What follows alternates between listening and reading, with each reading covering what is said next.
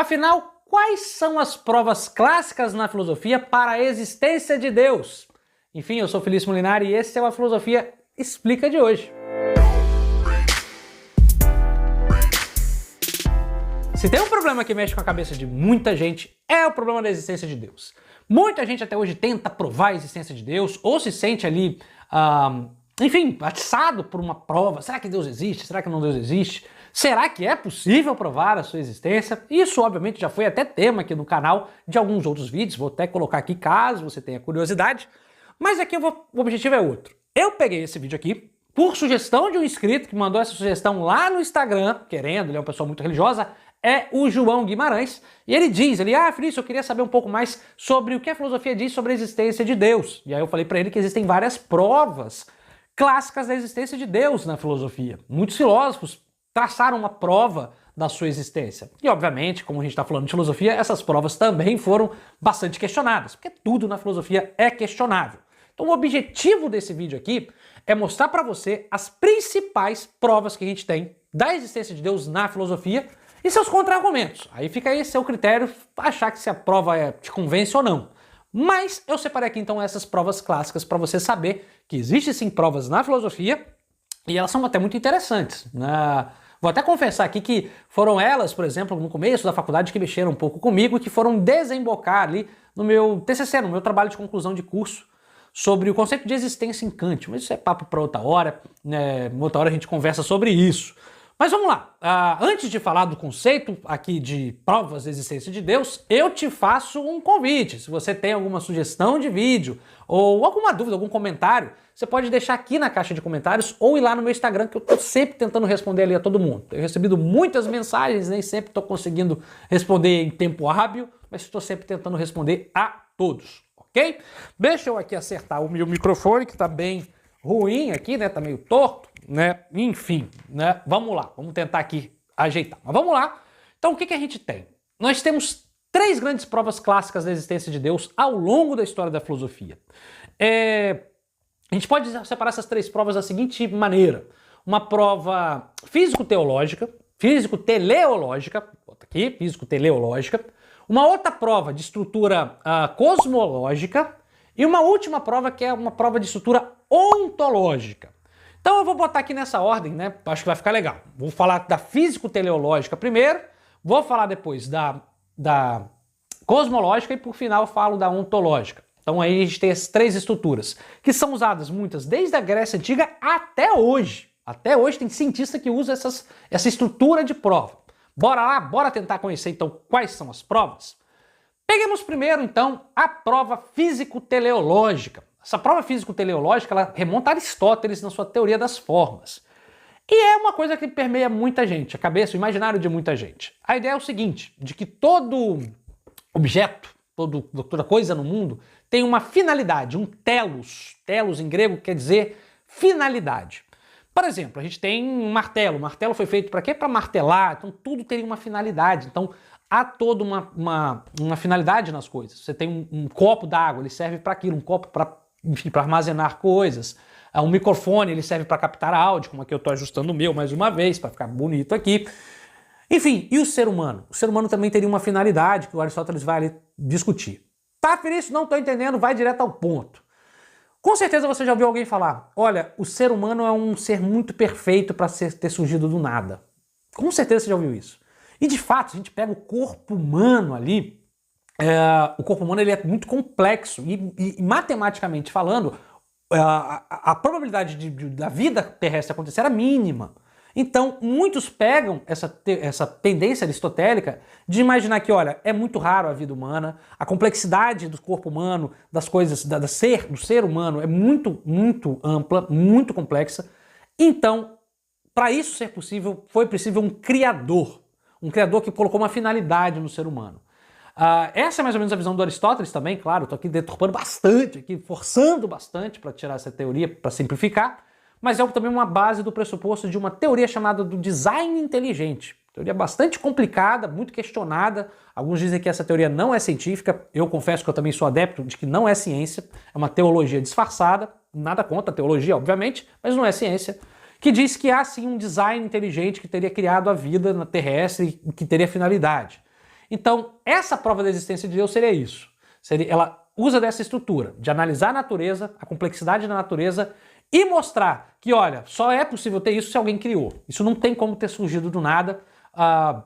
O mundo é muito complexo para ter surgido do nada. Tá ficando complicado, é só você imaginar o seguinte, olha, para ter ali um pedaço de carbono com ar, com os elementos químicos, alguém botou, e alguém botou propositalmente. Essa seria a estrutura desse argumento físico, ou seja, parte da física, parte ali da estrutura física do mundo, né, dos elementos naturais, teleológico. Físico, natureza, telos, finalidade. Há uma finalidade na natureza e só é possível ter uma finalidade na natureza se alguém fez a natureza. Então não tem finalidade. O mundo não é um caos desordenado, o mundo não seria caótico, o mundo tem uma ordem e para ter uma ordem, obviamente, alguém precisou ter criado essa ordem natural das coisas. Não é uma criação do nada, daí vem essa teoria aí bastante questionável, né? Qual é a crítica a essa teoria físico-teleológica? Uma das maiores críticas a essa teoria, né, é que, tá, ok, o mundo é muito complexo, mas afirmar, matematicamente a gente pode afirmar, por exemplo, aqui vou forçar a barra de que 0,0000001% de chance de tudo isso ter acontecido. Mas havia um 0,001% de chance, e isso é matemática. Então o caos pode sim ter dado ordem. O que os críticos dessa teoria dizem é que é uma forçação indevida prever algum criador para isso. Pode sim, ainda que as possibilidades sejam mínimas, ter surgir a vida do caos, do mero caos. Então afirmar a existência de um criador que ordene tudo não seria um passo religioso. Não seria exatamente uma prova. Você pode sim acreditar que há um criador, mas isso não é uma prova, até porque existe a possibilidade do caos ter criado tudo. Esse é o maior contra-argumento do cético, por exemplo. Mas não é a única prova da existência de Deus que a gente tem. Existe uma, como eu mencionei, não lembro mais a ordem do vídeo, mas vamos lá.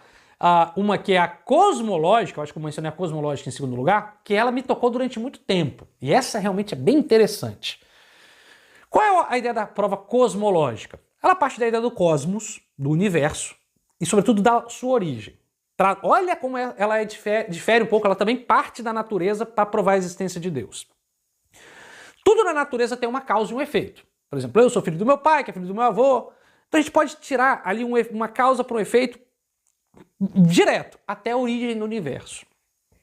Mas, se a gente chega, por exemplo, na origem do Big Bang, naquela partícula ali sob muita pressão, o que havia antes dela?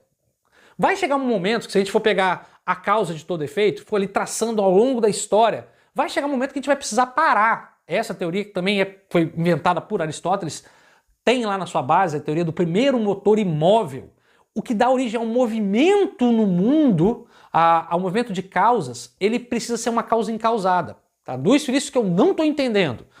Ora, para toda essa sequência de causas acontecer, é preciso que algo tenha gerado isso que não tenha sido causado por nada. Por que, Felício? Ora, porque se Deus ou essa causa incausada for criada por alguma coisa, eu vou ficar sempre me perguntando o que vem antes, o que vem antes, o que vem antes, o que vem antes, o que vem antes. Vai chegar uma hora que eu vou ter que parar. E nisso que eu parar, eu vou falar, olha, então existe uma coisa que deu origem a tudo e que não foi causada por nada, que sempre existiu e que deu origem ao movimento na Terra, à sucessão de causas. E essa coisa eu chamo de primeiro motor, ou mesmo de Deus. Deus é a causa incausada das coisas, ele que deu origem a tudo. Então é uma prova que ela usa a seguinte estrutura, ela parte da análise da natureza e pela relação de causa e efeito, ela pode ir até o Big Bang, se vocês quiserem, mas no Big Bang ela vai se questionar, tá, mas e o que vinha antes disso? Bom, antes disso não tinha nada. Não, então alguém colocou aquilo ali e deu origem a tudo. E isso que botou ali não foi criado por nada, porque senão eu vou ficar infinitamente me perguntando. Logo, essa coisa é Deus. Então é preciso Deus para dar origem ao movimento, a origem à causalidade no mundo. Esse argumento ele é bastante usado ainda. Confesso que foi o primeiro problema filosófico que me pegou, assim, devia ter uns 14, 15, 16 anos, aí estava a minha adolescência, e eu tentava questionar no sentido de entender, né, uma solução para esse problema, e é um problema de difícil saída. Mas tem um questionamento sobre isso. Alguns filósofos vão questionar. Olha, realmente a ideia de causa, ela quase nos indica a necessidade de um primeiro motor. Porém, há uma pergunta. Por que eu não posso seguir isso eternamente? Por que eu não posso perguntar o que vem antes de Deus, por exemplo? Eu posso perguntar, muitos teóricos vão lançar isso. Por que eu não devo, por que não é possível, filosoficamente falando, óbvio, questionar quem criou Deus? Ah, quem criou Deus foi um Deus 2. Tá, mas quem criou esse Deus 2? Um Deus 3. E quem criou esse Deus 3? Deus 4. Eu posso fazer isso infinitamente. Nada me obriga a não fazer isso, filosoficamente falando. E essa é a maior crítica que o argumento cosmológico recebe. Porque o que eu posso falar é o seguinte, olha, eu consigo chegar até aqui, mas nada me impede de continuar seguindo. Eu cheguei até aqui, eu não preciso ter ali alguma coisa que tenha criado. Esse é o principal contra-argumento. Mas ainda há um outro argumento a favor da existência de Deus, que é o argumento ontológico. Esse é bem interessante também. Tem a sua versão mais famosa em Santo Anselmo de Aosta, ou de Canterbury, que também foi um motivo aqui, só lembrando, acabei de lembrar. Santo Anselmo e seu argumento ontológico foi a minha primeira iniciação científica, lá em meados dos anos 2000. Foi também ali um tema de pesquisa durante um tempo da minha vida acadêmica. Mas como é que é essa estrutura de Santo Anselmo? O Santo Anselmo ele vai usar a seguinte estratégia, e aqui eu vou tentar traduzir, retomar essa minha lembrança aqui da minha memória para a gente conversar. Tenta pensar no ser mais perfeito que existe, o mais bonito, o maior, o mais forte. Tenta pensar, porque a gente tem a ideia de perfeição, né? Então, tenta pensar na ideia do ser mais perfeito que existe. Se você pensar assim, esse ser vai ter que existir. Quer ver por quê? Porque se eu penso no ser mais perfeito e ele não existe, ele não é o ser mais perfeito. Porque eu consigo pensar um ser mais perfeito que ele. Não entendi, Felício? Vem comigo. Eu vou pensar no ser mais perfeito. Quando eu penso no ser mais perfeito, eu preciso que ele exista. Porque se ele não existir, eu vou conseguir pensar em um outro ser que é mais perfeito que ele, que é um ser que é perfeito e existe. Então é desse salto ontológico que Anselmo vai dizer pra gente que Deus existe. Por quê? Ora, porque eu consigo pensar na perfeição. Eu consigo pensar no ser mais perfeito que existe. Bom, se eu tentar pensar no ser mais perfeito que existe e ele não existir, então ele é um ser imperfeito. E eu tenho a ideia de perfeição. Então eu consigo pensar no no ser mais perfeito que existe, e ele precisa existir para ser esse ser mais perfeito.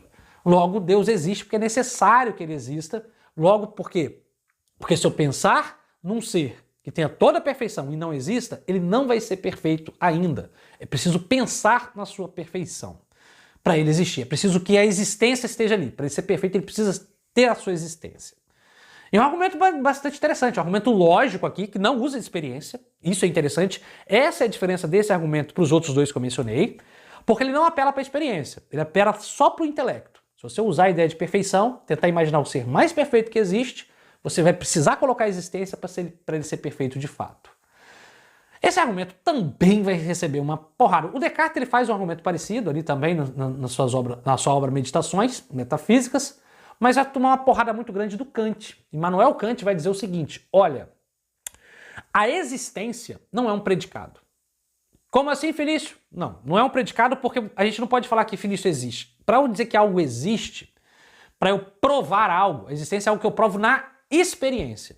Então, eu posso até imaginar um ser perfeito, mas a existência não é um atributo desse ser, porque a existência eu só consigo tirar a existência na experiência.